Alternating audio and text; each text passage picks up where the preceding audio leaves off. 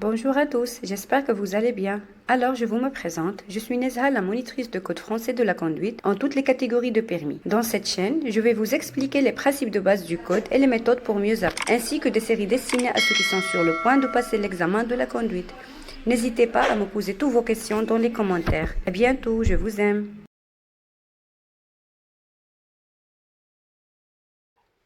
Alors, bonjour, je vais retrouver avec une autre série ou bien une autre vidéo représentée par Nezha et sa vie, comme d'habitude.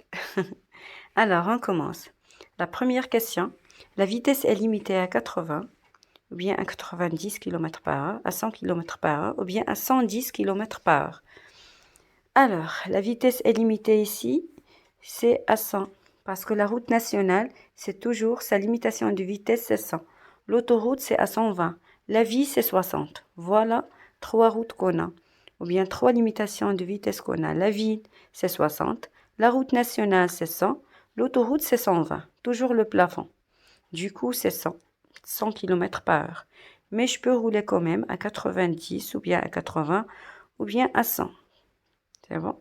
Ça dépend les termes. S'il te donne limité ou bien jusqu'à, je vais prendre un seul chiffre, que 100.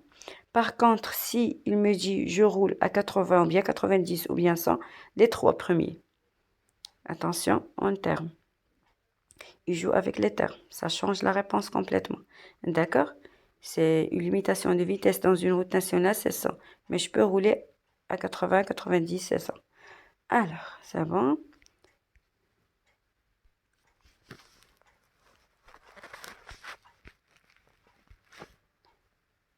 Question numéro 2. Circulant à 90 km par heure, je dois conserver au minimum une distance de sécurité 25 mètres, 50 mètres, 81 mètres.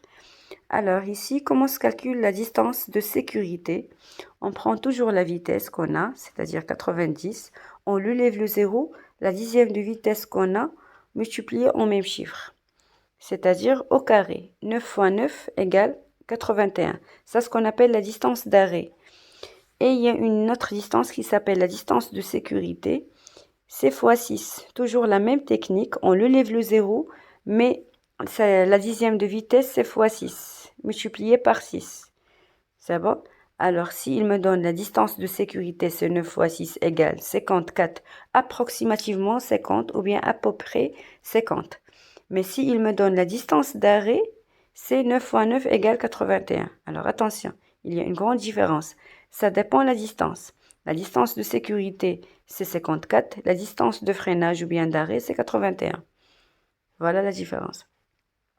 Question numéro 3. Je cède le passage au véhicule venant de gauche. Bien sûr, non. Regarde, quand vous regardez la voiture qui vient à ma gauche, il a un cédé le passage. Du coup, je ne vais pas céder le passage parce que moi, j'ai une route prioritaire. Du coup, je passe le premier. Je ne cède pas le passage au véhicule venant de gauche, non. Question numéro 4. Je dépasse le camion, oui ou bien non? Alors ici, je ne peux pas dépasser le camion parce qu'il y a une voiture qui vient dans le sens inverse, quand on regarde. Bien sûr, non, je ne peux pas maintenant. Question numéro 5. Ce panneau interdit l'arrêt dans toute la rue ou bien jusqu'à la prochaine intersection.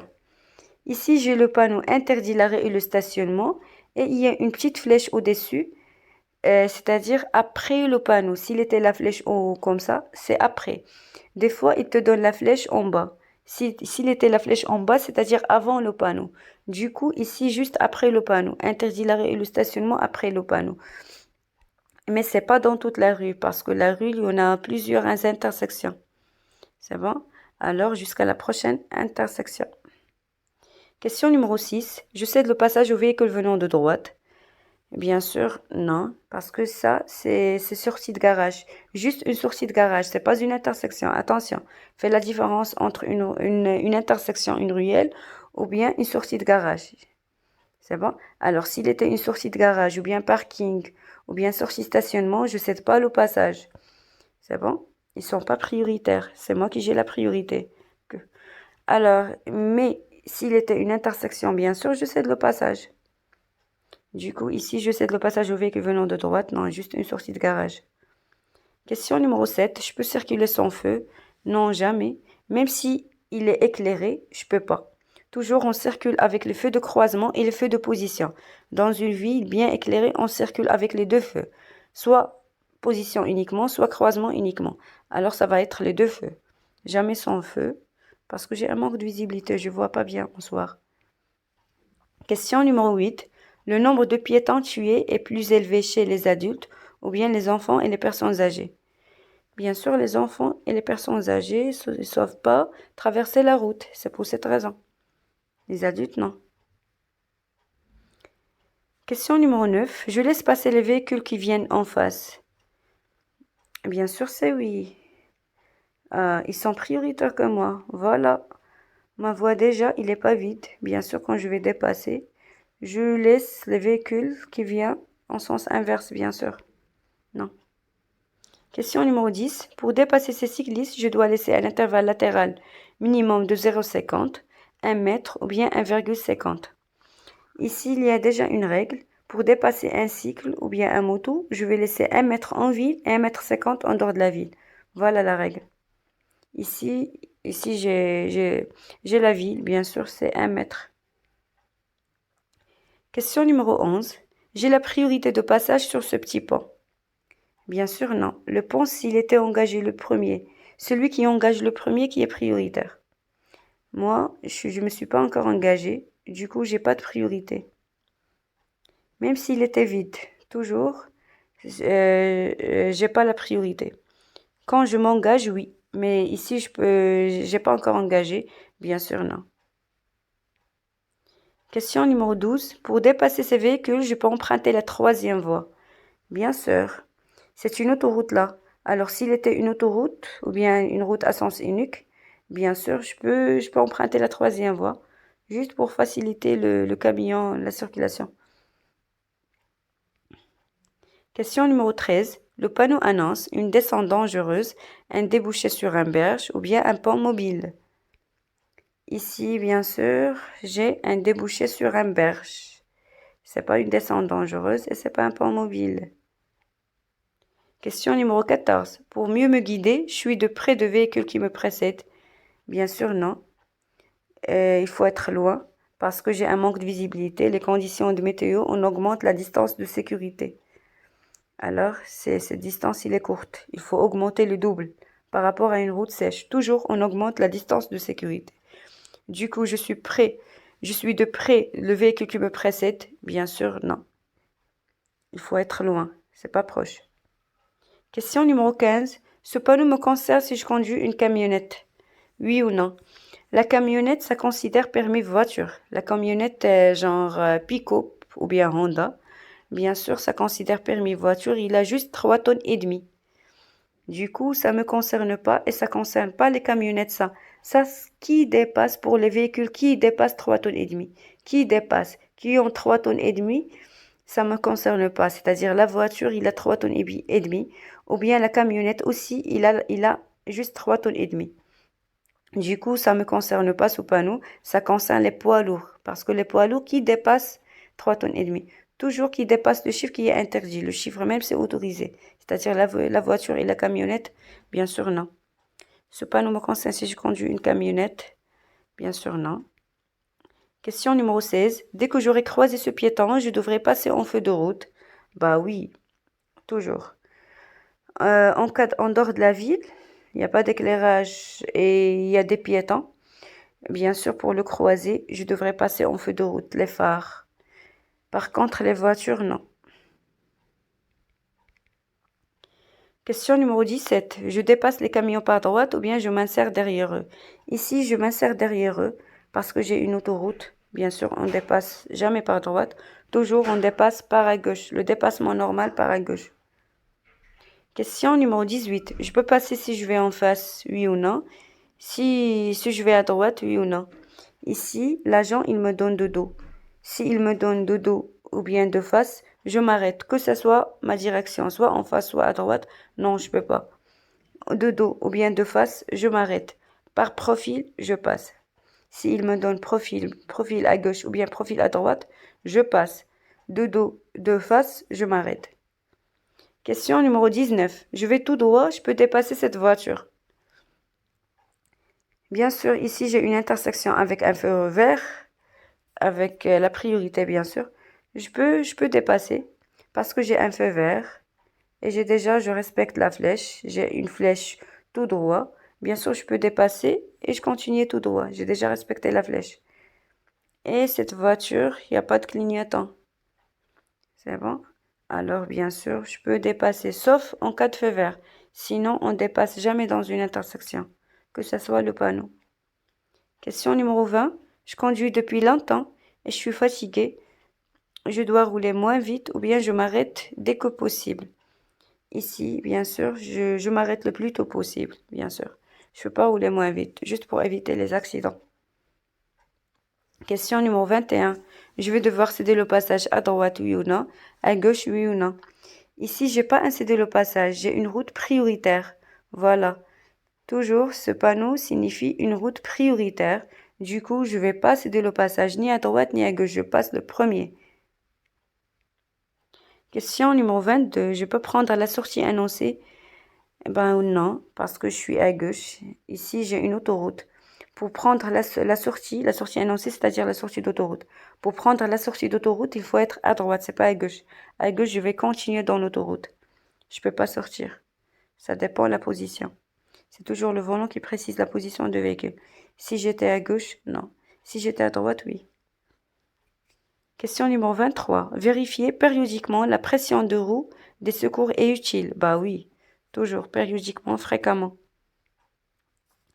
Question numéro 24. Le camion monte avec difficulté, je m'arrête pour lui faciliter le passage. Bah oui. Toujours, la règle me dit, celui qui monte dans la pente qui est prioritaire. Toujours.